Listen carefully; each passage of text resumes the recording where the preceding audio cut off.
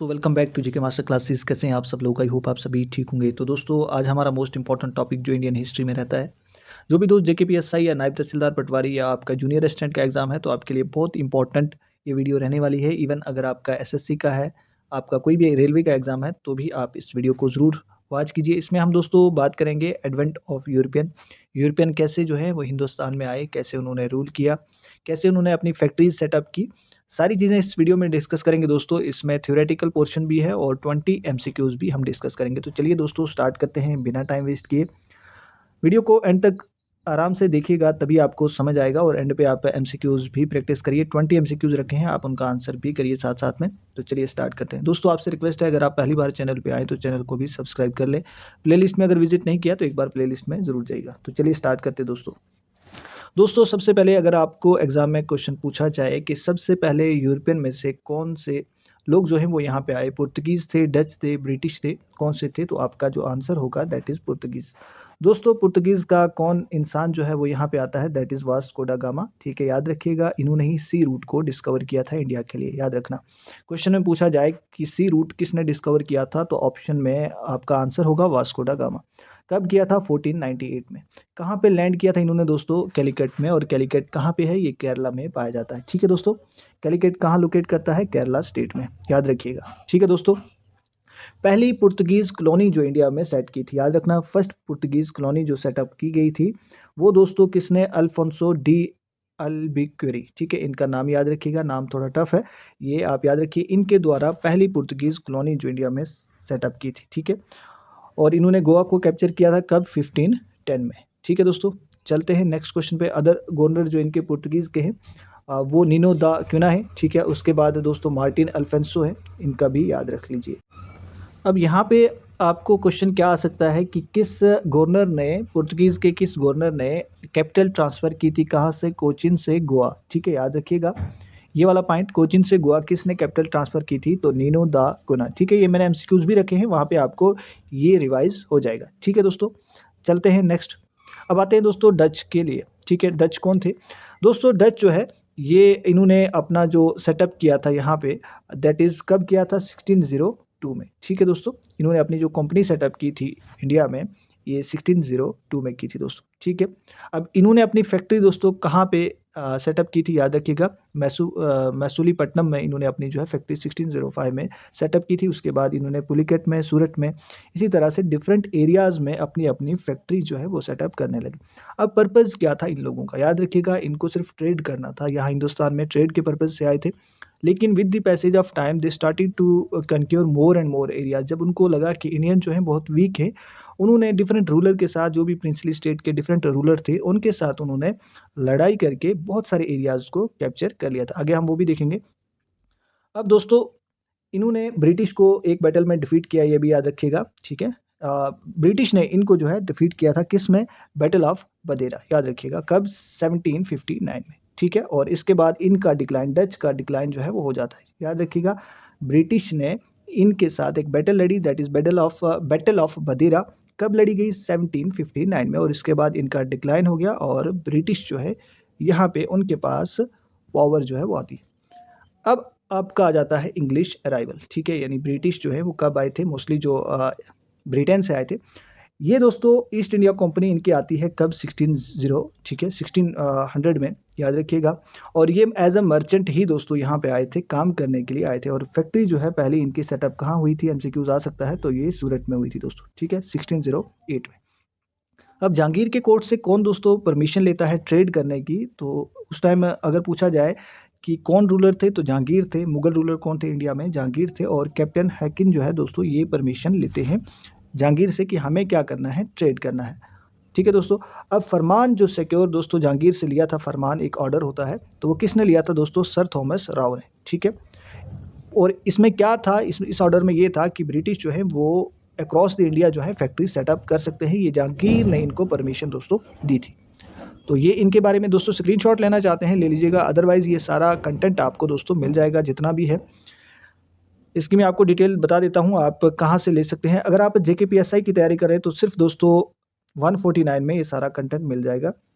इसके साथ ही आपको ये 49 वाला भी जो करंट अफेयर आपका है, जिसमें space and technology, important days and themes, important conference and summits, joint military exercises, indexes and report, union budget, central government scheme, state की भी मिल जाएंगी आपको, international award, sports current affair, festival, summit meeting और science and technology. ये सारा current affair दोस्तों, अगर खाली करंट अफेयर चाहिए आपको, जूनियर असिस्टेंट या बाकी एग्जाम जो भी है 49 में आपको मिल जाएगा।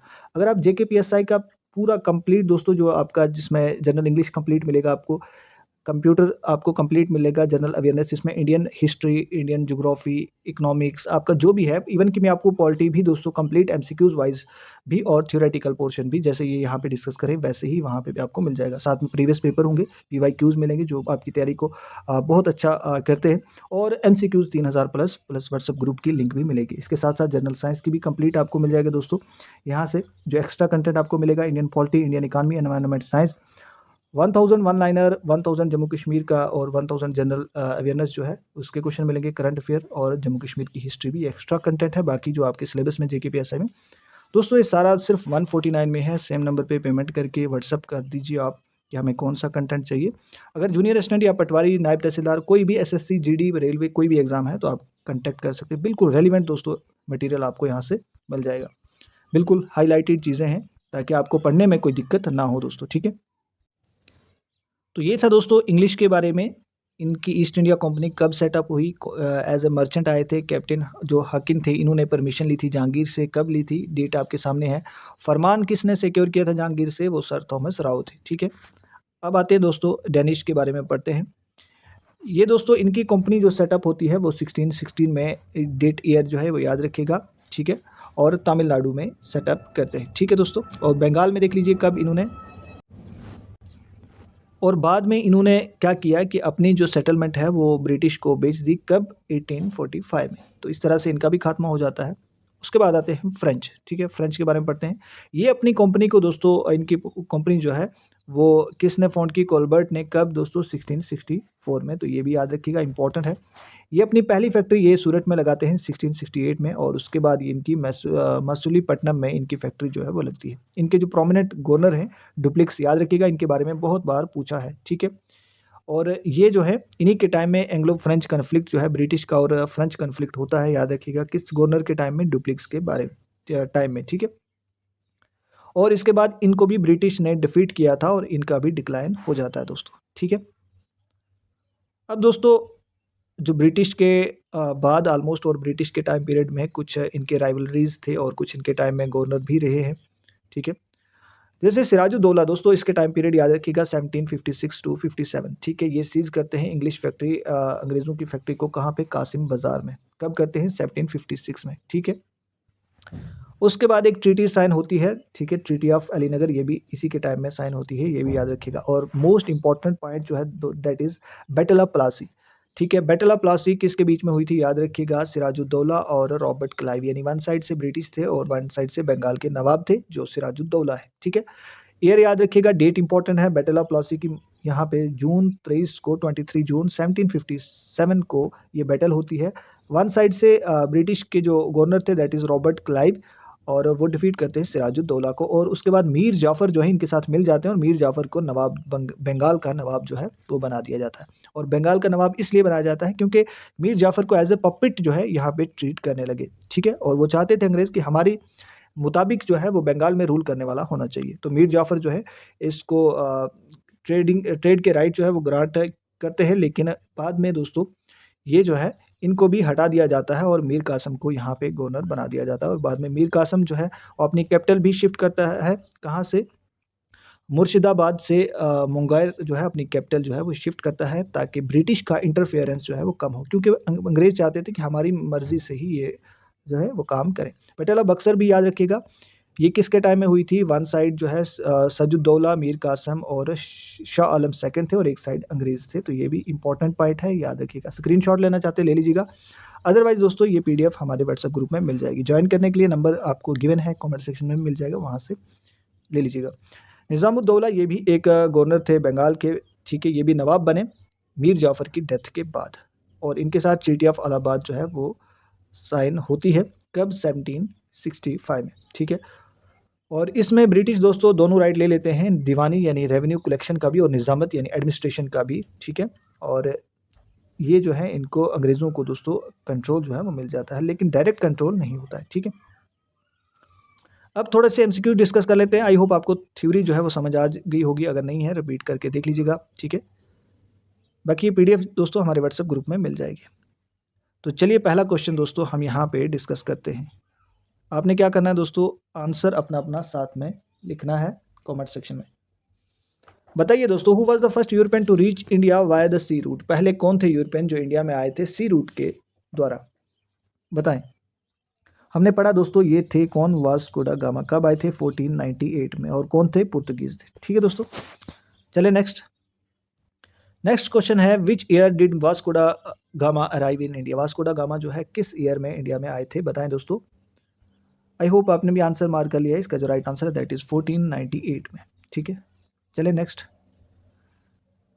Where did Vasco da gamma land in India. India में लैंड उन्होंने कहाँ किया था, कोचिन में, गोवा में, कैलिकट में या बम्बई में। तो कहाँ पे किया था, हमने पढ़ा था कैलिकट जो कि केरला में है, वहाँ पे इन्होंने लैंड किया था दोस्तों। चले नेक्स्ट दोस्तों, वीडियो अच्छी लग रही तो लाइक बटन को ज़रूर प्रेस कीजिए। Who establish the first Portuguese colony in India. पहली पुर्तगीज कॉलोनी दोस्तों किन के द्वारा एस्टेब्लिश की गई थी। Vasco da Gama, Bartholomew Dias Alfonso de Albuquerque या नीनो दा कुना। तो कौन थे दोस्तों, पुर्तगीज़ के गवर्नर कौन थे जिनके द्वारा पहली पुर्तगीज़ कॉलोनी जो है वो सेटअप की गई थी। तो हमने पढ़ा था ये थे अल्फोंसो, ठीक है। ऑप्शन नंबर सी इसका राइट आंसर हो जाएगा। चले नेक्स्ट क्वेश्चन पे। नेक्स्ट है, when was the English east India company establish. English east India company कब एस्टेब्लिश हुई थी, तो ये थी 1600, ठीक है।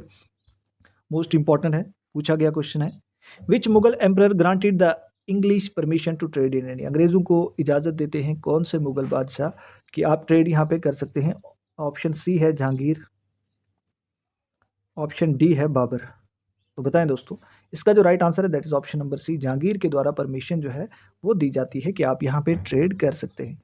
क्वेश्चन नंबर 7 है दोस्तों, who was the English ambassador who secured trading right from Jahangir. English ambassador कौन थे जिनको फरमान जो दोस्तों मिला था जहांगीर के द्वारा कि आप अक्रॉस इंडिया जो है फैक्ट्री सेटअप कर सकते हैं। तो वो कौन थे, तो वो थे सर थॉमस राव, ठीक है। जो पहले परमिशन ली थी वो थी कैप्टन हॉकिन ने, ठीक है दोस्तों वीडियो को लाइक ज़रूर कीजिएगा और अपने दोस्तों के साथ शेयर कीजिए। आपका रिस्पांस हमारे लिए बहुत ज़रूरी है और आप जब कमेंट करते हैं तो हमें भी मोटिवेशन मिलती है और कोशिश करेंगे हम जल्दी नेक्स्ट लेक्चर भी लेकर आएँ। कंटेंट ऑलरेडी दोस्तों बना हुआ है और हमने सब प्रोवाइड कर दिया हमारे व्हाट्सएप ग्रुप में जो भी है। तो आप आना चाहते हैं मोस्ट वेलकम है। लिमिटेड दोस्तों अब वहाँ पे हम ऐड करेंगे क्योंकि एग्ज़ाम पास में है, तो फिर उसके बाद यहाँ पे किसी को भी ऐड नहीं किया जाएगा। तो नोट्स लेना चाहते हैं तब भी आइएगा। सिर्फ दोस्तों ओवरऑल जो आपको पे करना है 149 है, कोई ज़्यादा प्राइस तो है नहीं। रेलिवेंट कंटेंट यहाँ पे हम प्रोवाइड करते हैं। The first English factory in India was set up at. पहली इंग्लिश फैक्ट्री दोस्तों कहाँ पे सेटअप की गई थी, बताएं। क्वेश्चन नंबर 8 का क्या होगा राइट आंसर, तो वो थी सूरत में।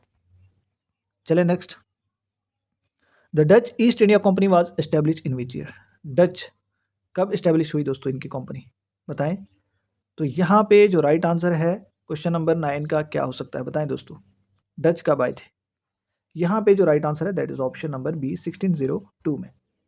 चलें नेक्स्ट, बैटल ऑफ बदेरा ये किस किस के बीच में हुई थी। मैंने पढ़ाया था यहाँ पे डच को ब्रिटिश ने हराया था और उसके बाद ब्रिटिश कंट्रोल ही यहाँ पे आ गया, तो डच और ब्रिटिश के बीच में हुआ था, ठीक है। ऑप्शन नंबर सी इसका राइट आंसर हो जाएगा। अगर आपने ऊपर पढ़ा होगा अच्छे से तो आप आंसर कर रहे होंगे। Who was the founder of French east India company. French east India company के फाउंडर कौन थे, क्वेश्चन नंबर 11 का क्या आंसर है, तो वो हमने पढ़ा था कोलबर्ट, ठीक है। ये वहीं से क्वेश्चन फ्रेम किए मैंने जो ऊपर पढ़ाया हुआ है ताकि आपकी रिवीजन अच्छे से हो जाए। Which city was the first capital of Portuguese in India. कौन सी सिटी जो थी पहली कैपिटल पुर्तगीज की बनी थी, गोवा थी, दीव, कोचिन या कैलिकट, बताएं। क्वेश्चन नंबर 12 का क्या आंसर होगा, तो ये थी कोचिन दोस्तों, ठीक है। नेक्स्ट चलें, क्वेश्चन नंबर 13 है, विच battle mark the beginning of British rule in India. कौन सी बैटल जो है वो मानी जाती है कि यहाँ पे ब्रिटिश रूल जो है इंडिया में स्टैब्लिश हुआ। रूल की बात कर रहे हैं, पहले तो ट्रेड करने लगे थे लेकिन बाद में रूल जो है वो स्टार्ट कर लिया, that is battle of Plassey. कब हुई थी, मैंने ऊपर डेट आपको बताई है, ईयर भी बताया है, वो याद रखिएगा 1757 में। नेक्स्ट है, who was the nawab of Bengal during the battle of Plassey. जो 1757 में हुई थी बैटल ऑफ प्लासी, कौन थे नवाब बंगाल के। मीर जाफर थे, मीर कासिम थे, सिराजुद्दौला थे या साजुद्दौला थे। तो ये थे कौन, that is Sirajuddaulah. Option number C इसका राइट आंसर हो जाएगा। अगर आपके 14 में से 10 प्लस क्वेश्चन ठीक हैं तो आपकी तैयारी अच्छी है, आपने वीडियो को ध्यान से देखा है। Who betrayed Sirajuddaulah in the battle of Plassey, बताएं दोस्तों, सिराजुद्दौला को किसने जो है रिप्लेस किया था, ऐसा कह सकते हैं हम, बताएं। तो वो थे मीर जाफर, ठीक है, इनको बाद में नवाब बनाया था अंग्रेजों ने, ठीक है।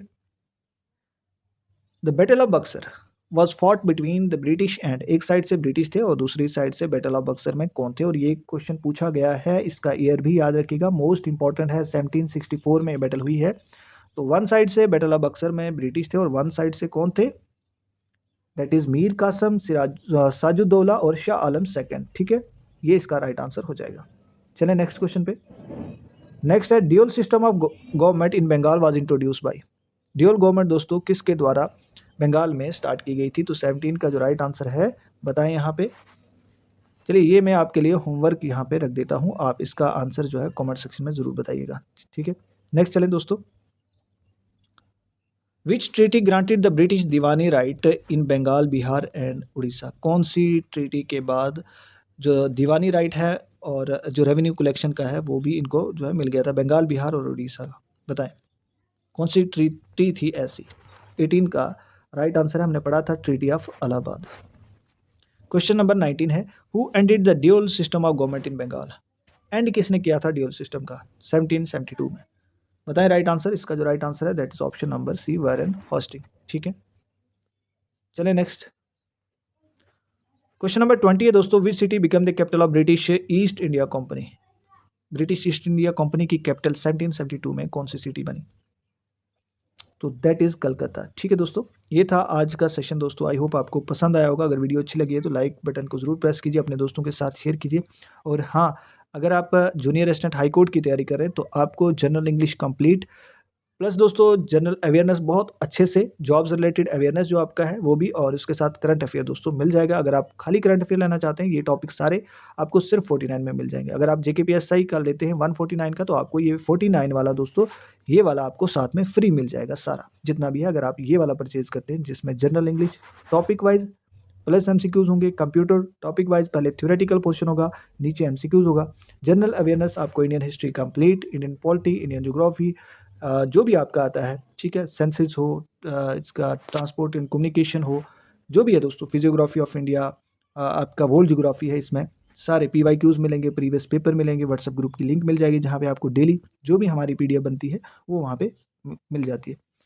तो एक्स्ट्रा कंटेंट जनरल साइंस, ये भी टॉपिक वाइज, और इसके MCQs भी, थ्योरी भी, Indian polity, Indian economy, environment science, और क्वेश्चन आपको मिल जाएंगे सिर्फ 149। नंबर सेम है, इस पर व्हाट्सएप मैसेज करें, इतना लिख दें कौन सा एग्जाम है, किसका कंटेंट आपको चाहिए, SSC GD, रेलवे, जो भी आपका है आप कंटेक्ट कर सकते हैं। सो थैंक्स फॉर वॉचिंग दोस्तों, लाइक करके जरूर जाइएगा, और चैनल पे न्यू है तो चैनल को भी सब्सक्राइब कर लें। थैंक्स फॉर वॉचिंग, मिलते हैं नेक्स्ट वीडियो में।